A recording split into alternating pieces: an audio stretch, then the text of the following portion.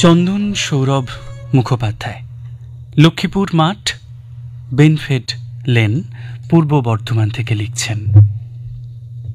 প্রিয় প্রাত্যহিকী, নেই শ্যামলিমা স্বপ্ন সুষমা প্রকৃতির ঋতুরঙ্গে। ঘুম ভেঙে গিয়ে জেগে উঠি আমি হঠাৎ স্বপ্নভঙ্গে। সুন্দর এক স্বপ্নটা ছিল আমার দু চোখে জড়িয়ে, পরিবেশটাকে তুলব যে আমি সবুজ রঙেতে ভরিয়ে। তরুরাজি ভরা পরিবেশ যদি হয় গো শ্যামল বর্ণা, সুন্দর এক জীবনে তখন বইবে প্রাণের ঝর্ণা।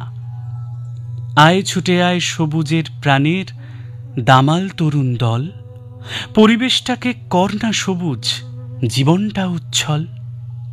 তোদের ঘিরেই নূতন স্বপ্নে থাকবে সুখের রেশ, সুন্দর এক জীবনে থাকবে সবুজের পরিবেশ। শ্যামলিমা সাজে পরিবেশ গড়ে সাজাবো যে বনভূমি, ঠিক তেমনই যে কলুষতাহীন করব মানব জমি। মনের জমিতে আগাছাড়া সম জন্মালে বিদ্বেষ, সঙ্গে সঙ্গে কেটে ফেলে দিয়ে করে দেব নিঃশেষ।